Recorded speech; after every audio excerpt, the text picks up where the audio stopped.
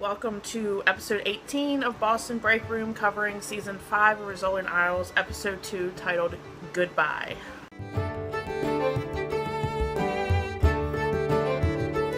This episode, on the crime front, we have this girl who walks into BPD covered in blood, carrying a gun. She doesn't remember anything, like she doesn't remember her name, she doesn't remember if she in fact did kill somebody.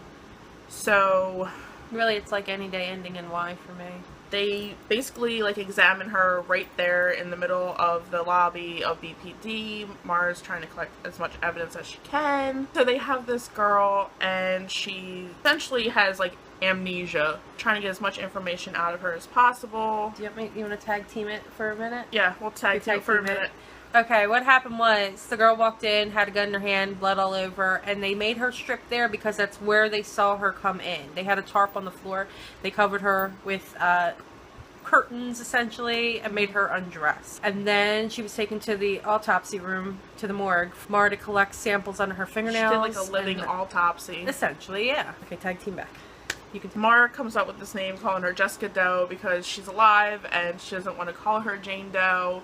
And they're trying to get as much information out of this girl as possible. Trying to, jostling her memory? They're taking her. Maura found, a candy-coated fennel seed in her teeth, which means that she had been at an Indian restaurant recently. So they're taking her to all the ones in the area, trying to see if she remembers. And they're sitting in the car, and she sees, a group of kids singing, they call it Wheels on the Bus. Something like that. Then they discover that she is a teacher. Frankie finally gets the girl's name, and her name is Lily Green. And then they find out that she wasn't the one who killed this person, but she was in fact there when the guy died. He was killed. It was her, and his name was Toby. I think it was her boyfriend. Her entire house was turned upside down, they were looking for something because the guy was a drug dealer. He was a drug dealer. He was a drug dealer. I was busy crying. It wasn't even a sad So they finally discovered that Lily did not kill anyone. Yeah, they finally got the guy who actually did kill Toby. That case was solved. Personal front. They are dealing with Frost dying in a car accident. Frost's mom showed up at the police station because she didn't know where else to go. She didn't know anything. She realized she didn't know anything about him like they did. And she said that when he asked her what she wanted at her funeral, she never thought to ask him what he wanted. So Jane volunteered to help her plan Frost's funeral. And she did. Yeah, and she did a really good job. Really, this episode, in terms of the personal side, was all about how each character was dealing with Frost the loss dying. of Frost. We had Angela, who's trying to tell Jane Angela's and just Maura. trying to make everyone cry. She's trying to tell them that they need to let it out. Not when they actually need to. She just wants them to do it right then and there. And we had Corsac, who was just in tears, essentially, the entire episode. Meanwhile, Angela's trying to get everyone else to cry, and so is Corsac. She didn't. No. Well, no, not with her, no. She didn't even cry at the funeral, hardly. No, but it was there was these certain moments, when someone told Maura that Frost was a really great guy and he was really nice, and then Maura just lost it then. But we all knew Maura was going to lose it before Jane. Although the way she lost it, I thought she would probably lose it with Jane. Don't think of it on the actor. No, I'm not. I thought the character was going to lose it with Jane. I thought they were going to be together and something would happen and then she'd just cry and Jane would be there for her, but that's not how it usually is. Yeah, but this time it wasn't. Jane lost it after the funeral when she got a postcard from Frost. When he was in San Diego. And because of the shipping and all that other stuff, she just got it the day of the funeral. It was sad. So sad. It was so sad. Oh, and Frost's dad showed up at the funeral at the very last minute. Because they weren't sure if he was actually going to be able to show up. Which, you get leave for things like that, especially when you're as high up as you are. Yeah. And the eulogy that Jane gave was so beautiful.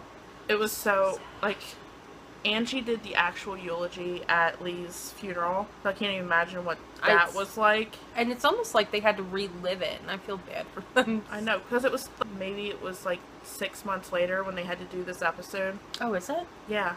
He died in August. They started filming in March. Likes? I liked how they slowly showed each of the characters dealing with it.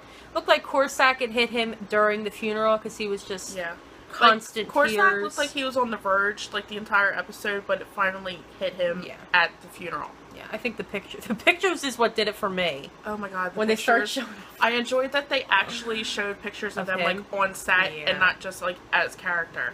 It was Sad though. So sad. I also liked that Angela and Kavanaugh didn't sit together. Did you notice that? Yeah, it was like Angela, Maura, and Jane And then were in the Kavanaugh's front like row back here. with Frost's mom and mom's wife. They did Yeah, like how that's they depicted each person's reaction to his like death and how they were dealing with his loss. Yes. And I liked how it wasn't all about Jane. Hey, Jane. Hey, love you, Jane, but every there's episode other people about in you the is show. not good.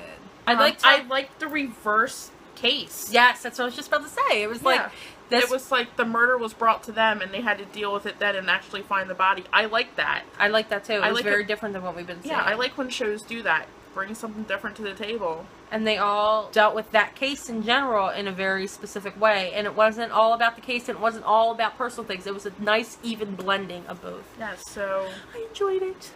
Good job, Jan. Dislikes. Maura. Okay, Maura. I mentioned this last episode. She mentioned it last episode and I was trying to like, I don't think so, but I feel like they have forgotten who Maura is. Yes, Maura is a very wordy person. Like, she does sometimes say too much for certain subjects, but I feel like they have completely forgotten her character because they have her commenting on things that she usually wouldn't. No. Like, I don't know if they're trying to bring her back to season 1 Maura or, like, season 1 and 2 Maura, but Maura has grown. As a character, as a whole, Jane, I feel like Jane has helped her become not normal, more personable, but with more people. personable and more social with people. So, like, the fact that she's saying like random things, commenting on things that she would never comment on, right? It's just kind of weird. Like, I love wordy Maura. Oh yeah, so do I. But the fact that she's being not even like the whole like Jane being pregnant thing, like, because I feel like she's taken it more than Jane has. I don't think Jane's fully accepted the fact that she is in fact pregnant. But the thing I noticed it really on, Maura would be wordy. She would just say something and everybody would be like, what the hell is she talking about? They would, and like, that would shut be her it. down. They would like just be like, give her a look and Exactly. she would stop. And that would be it. But this time around, for some reason, she's saying things, but then she's like explaining what she's talking about. And that's just not Maura. No. At least not to me, that's not Maura. No, that's season 1 Maura, and season 1 Maura has grown. Yes. Season 1 Maura thought everybody was a dipshit. And now, for some reason, season 5 Maura feels the same way. I'm hoping that changes a little bit because Maura is my favorite character on the show. She is her favorite character. But yeah, that's like the only dislike I had for this episode because I'm starting to realize that they have in fact forgotten how Maura is. Like, she's wordy, but she's not wordy to that extent. And we're just at the start of them filming all these and writing all these and all that other good, well, not so much writing, but filming all these and getting a hang on it. What am I going with? And getting a handle on it and trying to figure out who this character is with a new writer and all this other good stuff. But this is the time where you gotta say, hey, maybe I should watch these past few seasons. And the woman has. That's what I'm saying, though. Like, so I'm not saying you write the cases that way. Just watch Maura. Apparently, Jan has watched the the first and last episode of each season, and has watched seasons, like episodes in between, just to try to get like a crash course and like get the gist of all the characters. But she got the gist of her just season 1 and 2, and since she's grown so much, we want her to reflect more on season 4. I don't know if Maura is being this way for a specific reason because of dealing with everything that's going on. Beginning of season 4 Maura back. We want that badass. Because she was starting to get like a little badass. I don't know if hanging out with Jane has caused that, but she's not as. She's a little more comfortable with herself than she has been in the past. Yes. I also didn't like how they saved Frost's funeral for the very last thing. Yeah. Like, I would have rather they had it in the middle and them have to deal with, oh, we have to go to the funeral, but we also have to solve the case at the same time. I kind of wish it would have been longer. That too. Yes. I feel like I enjoy how they did it, and they actually took the time to acknowledge him. I just feel like it should have been longer. Ratings? I give it an 8.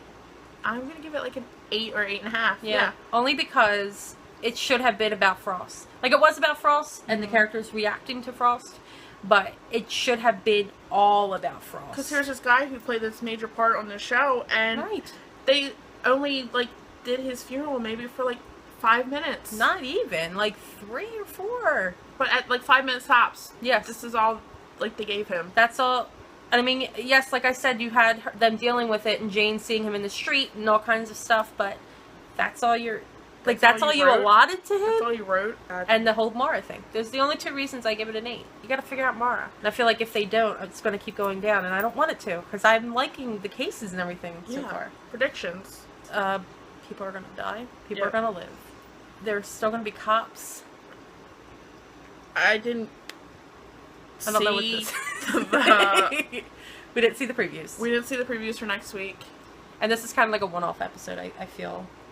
I mean, we're still dealing with Jane's pregnancy, but overall it was a one-off episode. I don't think her pregnancy is going to stick. I don't think it will either. But I like watching Angela worry about her. I like how Angela's worrying about her without Jane actually realizing that. I think Jane knows that her mom knows, but she doesn't want to say anything yet. I don't think Jane's going to get a chance to tell everyone.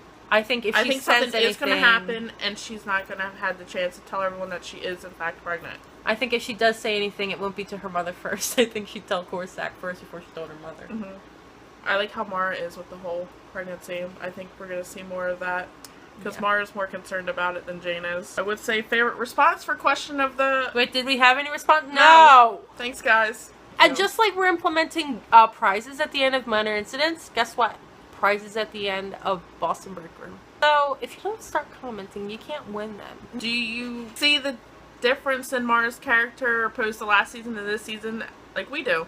That's what we want to know. We want to know that change in her personality. There you go. Perfect. That was perfect. That's what we want to know most because I noticed it last episode. She's finally noticing it this episode, and I don't want them to keep going down. I didn't notice it last episode because I just love Maura so much. I know you do, and I love her too. That's the reason I noticed it, I think. Tune in next week. Thank you. For episode 19 of Boston Breakroom, covering episode 3 of season 5 of Rizzoli Isles, titled "Too Good to Be True." Like everything in life, it's too good to be true. People watch this and they're like, this is the greatest show I've ever watched. Yes.